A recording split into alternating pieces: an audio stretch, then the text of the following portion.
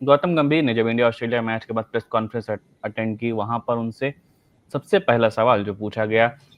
कि team India के पास क्या एडवांटेज है कि वन वेन्यू डिबेट है। कह सकते हैं कि एक ही वेन्यू पर खेलने के कारण टीम इंडिया को काफ़ी एडवांटेज मिला, क्योंकि टीम इंडिया के सारे मैचेस यूएई में खेले गए हैं और फाइनल भी यूएई में होगा टीम इंडिया का। इस पर गौतम गंभीर ने जो जवाब दिया, उनका खास तौर पर कहना था कि जिस तरीके से आप देखिए कि ये कोई यूनिक टूर्नामेंट है, इस तरीके की टूर्नामेंट हम देखने को नहीं मिलते हैं, हाइब्रिड मॉडल के तहत हो रहा है और with one being hosted here with one team playing in a different place, but that's something I am sort of worried too much about the moment। तो मतलब उनका कहना था ये बहुत चिंता का विषय नहीं है, और उन्होंने ये साफ तौर पर ये कहा कि इससे कोई बहुत बड़ा एडवांटेज नहीं है, लेकिन ये एक अलग तरीके का कह सकते हैं टूर्नामेंट देखने को मिल रहा है और इसकी वजह से हमें कोई एडवांटेज नहीं मिल रहा है। और रोहित शर्मा पर भी इस पर अपना जवाब दे चुके थे जब उनसे ये सवाल किया गया कि जो भी मुकाबले दुबई में अभी तक टीम इंडिया ने खेले हैं वो सारे अलग पिचेस पर हुए हैं। तो एक कहने को तो एडवांटेज है कि ट्रैवल नहीं करना पड़ रहा है, ये एक बड़ा एडवांटेज कहा जा सकता है कि टीम इंडिया को काफ़ी ट्रैवल नहीं करना पड़ रहा है, जबकि अन्य टीमों को हो सकता है कि इसके मुकाबले जब टीम इंडिया से खासकर उनका मुकाबला हुआ था ग्रुप स्टेजेस में, तब उनको ट्रैवल करना पड़ा था पाकिस्तान से यूएई, उसके बाद यूएई से वापस जाना पड़ा था अगर उनका अगला मैच पाकिस्तान में। इसके अलावा कोई खास एडवांटेज नहीं है। ग्राउंड पर मुझे लगता है दोनों ही टीम सेम नज़र आती हैं। गौतम गंभीर के इस कह सकते हैं रिएक्शन पर आकाश भाई क्या कहना चाहेंगे आप? पहले तो मैं गौतम गंभीर के रिएक्शन पे बात करूं उससे पहले ये कहना चाहूंगा कि जो साउथ अफ्रीका वाला आपने यहाँ पे मुद्दा उठाया कि भाई सबसे ज्यादा कहना चाहिए कटा तो उन्हीं का है, क्योंकि पिछले अभी 2 दिन पहले ऑस्ट्रेलिया की टीम और साउथ अफ्रीका की टीम साथ में दुबई आई थी, क्योंकि संशय था कि इंडिया के साथ सेमीफाइनल कौन खेलेगा। उस वजह से दोनों टीमें जो हैं उनका दुबई में जाना ज़रूरी था, वो गए प्रैक्टिस के लिहाज से ताकि उन्हें समय मिल सके। और जब न्यूजीलैंड वाले मैच का रिजल्ट आया तब साउथ अफ्रीका की टीम वैसे ही अपने किट बैग्स को शायद उन्होंने अनपैक भी नहीं किया होगा और वही सारे सामान के साथ वो वापस यहाँ पाकिस्तान की तरफ आ गए। और बस डिफरेंस ये था कि वो गए ऑस्ट्रेलिया के साथ थे, आए न्यूजीलैंड के साथ हैं, क्योंकि न्यूजीलैंड और साउथ अफ्रीका का मैच जो है यहाँ गद्दाफी स्टेडियम में होना था। तो हाँ, वो एक उनके लिए लॉजिस्टिकल चैलेंज हम कह सकते हैं कि एक तरीके से है, बिकॉज आप मैच नहीं खेल रहे हैं, दो देशों की यात्रा कर रहे हैं, वो भी 24 से 48 घंटे के टाइम फ्रेम के अंदर, तो obviously that takes a toll on your body और फटीग इश्यूज भी आ जाते हैं। लेकिन जहां तक रही वेन्यू एडवांटेज की बात, या फिर है ना, ये बातें कही जा रही हैं कि आपको एक जगह पे स्टेशन कर दिया गया है और फिर वहां से आपको हिलना नहीं है, तो यार देखिए मैं सोचता हूँ कि इसमें इंडियन क्रिकेट टीम या फिर इंडियन क्रिकेट टीम मैनेजमेंट, जो कोचेस हैं, जो टीम मैनेजर हैं, जो लॉजिस्टिकल मैनेजर हैं और जो बाकी के लोग हैं, उनके हाथ में तो कुछ नहीं है। ठीक है, और एक तरीके से देखा जाए तो शायद बीसीसीआई के हाथ में भी कुछ नहीं है, क्योंकि बीसीसीआई मैंडेट फॉलो कर रही है इंडियन गवर्नमेंट का, इंडियन गवर्नमेंट के ऊपर तो कुछ है नहीं ना। आप आप बताइए अगर उसके ऐसा कुछ है कि इंडियन मैनेजमेंट, इंडियन गवर्नमेंट के का कोई अगर मैंडेट है कि भाई टीम हमारी पाकिस्तान नहीं जाएगी, तो किसकी हिम्मत है इस चीज को अपोज करने की? सेकेंडली, और एक गाइडलाइन अगर दे दिया गया है तो टीम गाइडलाइन को ही फॉलो करेगी। टीम का और गवर्नमेंट का मतलब पाकिस्तान के क्रिकेट के मुकाबले हमारे यहाँ पे दोनों अलग अलग एंटिटीज है, इंडियन गवर्नमेंट बिल्कुल, अपना और अलग ये फंक्शन मुझे करता है। लगता है इसमें आईसीसी का फैसला सबसे ज़्यादा ज़रूरी था कि वो इस चीज़ को पाकिस्तान को होस्टिंग ही ना देते तो ये सारी टीमों के लिए जो अभी दुविधा का कह सकते हैं एक सिचुएशन देखने को मिल रही है, जो परेशानी अन्य टीमों को करनी पड़ रही है, देखनी पड़ रही है, उसका सॉल्यूशन आईसीसी के पास था कि आप होस्टिंग पाकिस्तान से ले ही लेते। लेकिन और देखिए उसमें ये चीज भी है ना कि अब आईसीसी को पाकिस्तान को मौका देना पड़ेगा, क्योंकि पाकिस्तान में जो है क्रिकेट रिजॉल्व हो गया है, भले फुली फ्लेजेडली नहीं हुआ है लेकिन धीरे धीरे करके हो रहा है। इंग्लैंड जाकर खेल के आ गई, वेस्ट इंडीज जाकर खेल के आ गई, ऑस्ट्रेलिया जाकर खेल के आ गई, और साउथ अफ्रीका भी। और साउथ अफ्रीका आज ही नहीं, मतलब जब फाफ डुप्लेसी खेला करते थे, रेगुलर हिस्सा थे जब टीम के, हाशिम आमला और आपके क्विंटन डिकॉक वगैरह, ये सारे लोग जो थे उस समय 18-19 की बात है जब वो वहां पे जाके खेल कर आए हैं। तो लगभग 5-6 साल से पाकिस्तान अपने यहाँ पे restore cricketing activities, international cricket को रिस्टोर करने की कोशिश कर रहा है। उसके तहत एफटीपी के तहत और बाकी रोटेशन पॉलिसीज के तहत पाकिस्तान का अगर नंबर आया ठीक है, लेकिन अब चूंकि यहाँ पे दो चीजें भी हैं देखिए जिसके बारे में हम ज्यादा हमें जानकारी एक तो है भी नहीं और ना ही हमें उस पर ज्यादा कुछ बोलना चाहिए, लेकिन हाँ बाहर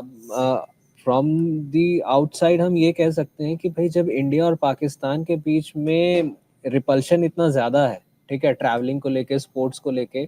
तो वहां पे देखिए अब आईसीसी के हाथ में भी कुछ नहीं है। आईसीसी को टूर्नामेंट कराना था, आईसीसी को इस टूर्नामेंट का जो सिलेक्शन क्राइटेरिया ये था कि जो अब पिछला वर्ल्ड कप जो इंडिया में हुआ था उसमें जो टॉप 8 होंगे वो सिलेक्ट होंगे। अब वो 8 सिलेक्ट हो गए। अब India being a top team और मैनेजमेंट वाइज कह लीजिए इतना स्ट्रांग मैनेजमेंट हो जिसका, अगर वहां पे भी कुछ दुविधाएं आई होंगी तो बीच का रास्ता हाइब्रिड मॉडल ही था, जैसे कि हमने पिछला एशिया कप देखा था, तो इस बार भी होना था, सारी चीजें डिसाइडेड थी। अगर लेकिन मुद्दा यहाँ पे ये आता है ना कि आप ये देखिए ऐसा तो है नहीं कि दुबई में इंडिया का ट्रैक रिकॉर्ड बहुत अच्छा है। हम बात करते हैं जब भी दुबई में किसी आईसीसी टूर्नामेंट की हम बात करते हैं हमको 2021 का वाकया याद आता है कि जहाँ पे हमने 2 हार के साथ शुरुआत की थी और अंत में आके हम जीतने के बावजूद भी हम नॉकआउट तक पहुंच नहीं पाए थे। और इसी के तहत अगर आप ये भी देखें कि अगर दुबई ना होता तो क्या होता, अगर श्रीलंका होता तो क्या होता, अगर उसके अलावा कोई आसपास का कोई और देश होता तो क्या होता, तब क्या उतनी बातें होती? बातें ऑब्वियसली होती, क्योंकि इंडिया जीत रही है इसलिए वो उन पे ये सारी बातें हो रही हैं। और अब आप देखिए पहले भी हमने इस मुद्दे पे बात किया था और हम ये चीज सोच रहे थे कि देखते हैं ग्रुप स्टेज में न्यूजीलैंड जब आएगी तब क्या होगा, क्योंकि न्यूजीलैंड तब तक भी अनबीटन चल रहा था। अब वो भी आ गए और अब जिस कंडीशन में इंडियन टीम को डाल दिया गया है, अब भाई आप उसी कंडीशन के हिसाब से अपनी तैयारी करेंगे, उसी कंडीशन के हिसाब से अपनी स्ट्रेंथ और वीकनेसेस पे काम करेंगे। और अगर उसी कंडीशन के हिसाब से टीम इंडिया आज अपने वीकनेस पे सॉरी स्ट्रेंथ पे काम कर रही है, उनके पास स्पिन की स्ट्रेंथ है, स्पिनर्स हमारे टॉप क्वालिटी है, आप जितने भी 5 के 5 गए हैं सबको देख लीजिए। और उसके बाद सबसे पहले ये भी बातें हो रही थी कि भाई 5 क्यों लेके जाया जा रहा है, अब तो वो डिबेट भी खत्म हो गया। तो जो गौतम गंभीर ने बोला वो ठीक कहा, उनका काम है टीम को कोच करना, टीम का काम है क्रिकेट खेलना, परफॉर्म करना, मैचेस जीतना, ठीक है। अगर यही मैच अगर अभी मान लीजिए इंग्लैंड न्यूजीलैंड के अगेंस्ट अगर इंडिया हार जाती तो क्या ये सारी बातें होती? मे बी नॉट, इतनी ज्यादा नहीं, लेकिन हाँ उनका ट्रैक रिकॉर्ड अब तक अच्छा चल रहा है इस टूर्नामेंट में, इसलिए बातें हो रही हैं। एनीवेज देखिए ये सिंपल सी बात है कि ये बिल्कुल उसी तरीके की बातें हैं जब इंग्लैंड या ऑस्ट्रेलियाई टीम हमारे देश में आते हैं टेस्ट मैचेस खेलने के लिए और 1-2 मैचेस हार जाने के बाद जिस तरीके से पिच पर ताने कसे जाते हैं, छींटाकशी जब मचती है, तो ये वैसा ही एक सिनेरियो है, उससे ज्यादा कुछ नहीं है। बिल्कुल कह सकते हैं एक तरीके की छींटाकशी है। इस पर एक डिबेट बढ़ने से पहले, क्योंकि बहुत सारी टीम्स हैं जिन जो कहीं न कहीं हिचकते हुए नज़र आए हैं कि वो इस चीज़ को लेकर, एडवांटेज को लेकर सवाल नहीं उठा पाए। एक हिंट देना चाहूँगा, एक इंडिकेशन राशिव वैन डर डुसेन ने भी कमेंट किया था कि इंडिया के पास एडवांटेज है। हालाँकि उन्होंने ये भी उस चीज़ को थोड़ा-सा ट्विस्ट कर दिया था। उन्होंने अपने कमेंट में ये भी बोला फिर आखिर में कि इंडिया के पास फिर प्रेशर भी ज़्यादा होगा, उन पर प्रेशर भी ज़्यादा बिल्डअप हो रहा है कि वो एक ही जगह पर सारे अपने मैचेस खेल रहे हैं, तो नॉकआउट स्टेजेस पे उन पर ज़्यादा प्रेशर भी होगा। साथ ही अगर कल आपने ब्लैक कैप्स, जो कि न्यूजीलैंड क्रिकेट का एक ट्विटर अकाउंट है, उसके ऑफिशियल अकाउंट पर जो वीडियो शेयर किया गया, वहाँ पर न्यूजीलैंड क्रिकेट टीम की पूरी टाइमलाइन शेयर की गई थी, खासकर कि जिस तरीके से इंडिया न्यूजीलैंड का मुकाबला हुआ, फिर वो कैसे किट होटल पहुँचे, होटल से होटल के बाद वो पाकिस्तान पहुँच रहे हैं, ख़ासकर सुबह के 4 बजे उनको हो फ्लाइट पकड़नी पड़ रही है, फिर वो पाकिस्तान सुबह 5 बजे, 7 बजे पहुँच रहे हैं। तो उनका कितना हेक्टिक शेड्यूल है। एक इंडिकेशन सा ही ज़रूर था, लेकिन ये हिंट उन्होंने दिया। लेकिन सीधे तौर पर कोई इस चीज़ को लेकर सवाल नहीं उठा रहा। लेकिन एज़ एन हिंट कई लोगों ने अपोज़ करने की कोशिश यहाँ पर की है। तो ये कितना जायज़ है और उनको ये कितना वैलिड लगता है, अगर कोई टीम इस तरीके से अपोज़ करती है या इट्स एडवांटेज को क्रिटिक करती है? देखिए अगर आप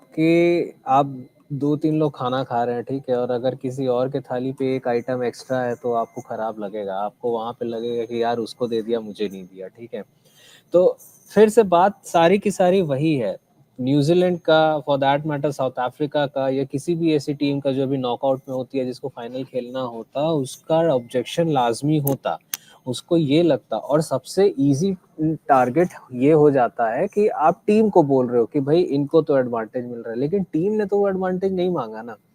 यही अगर या चैंपियंस ट्रॉफी किसी और एशियन कंट्री में हो रहा होता, बांग्लादेश में देखिए अभी हालत ठीक नहीं है, वहां पे आप टूर्नामेंट करा नहीं सकते।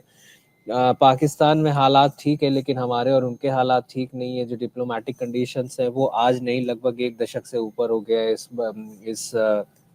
मुद्दे को, और वो चले ही जा रहा है। और हमारा हालांकि और मतलब क्रिकेट टीम की अगर बात कर ले तो रोहित शर्मा ने कई बार इस चैंपियंस ट्रॉफी में ही नहीं, पिछले 2021 वाले उसमें एशिया कप में भी उन्होंने यही कहा था कि भाई जहां हमें हमें जो गाइडलाइंस मिलेंगे ट्रैवलिंग के, हम उस पे खाली अमल करेंगे। हम उनको क्या करना, जैसे कि मैंने आपको बताया, उनका काम है क्रिकेट खेलना, उनका काम नहीं है कि डिसीजन लेना ना कि आज हमारी टीम कहाँ बिल्कुल। खेलेगी, आज हमारी टीम वहाँ खेलेगी। बीसीसीआई का लॉजिस्टिकल जो डिपार्टमेंट है वो सारे अरेंजमेंट करता है, किसके कहने पे? बीसीसीआई टॉप ब्रास के कहने पे। अब बीसीसीआई टॉप ब्रास में अगर ने सब कुछ डिसाइड किया है तो वो फिर वही बात कहूंगा कि गवर्नमेंट की गाइडलाइंस को तो फॉलो करेंगे ही ना, आप गवर्नमेंट के अगेंस्ट तो नहीं जा सकते। बात वही है। हाँ, इस पे लोगों को जो दिख रहा है कि अरे भाई, अब जैसे आपने ब्लैक कैप्स वाली बात कही कि उन्होंने ट्विटर पर अपना टाइमलाइन शेयर किया कि भाई आज डिनर दुबई में कर रहे हैं, तो ब्रेकफास्ट पाकिस्तान में लाहौर में कर रहे हैं, और फिर शाम रात का खाना कहाँ खाएंगे नहीं खाएंगे उसका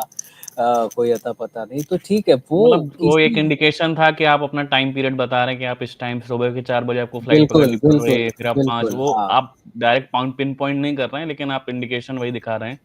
कि आपको कितना स्ट्रेसफुल रह रहा है, आपके लिए कितना तो हेक्टिक लेकिन हो रहा है ये देखिए सब। फिर इन्हीं सारे पिन, मतलब कितना भी आप पिन पॉइंट कर लें, इन सारी बातों से, इन सारे फैक्टर से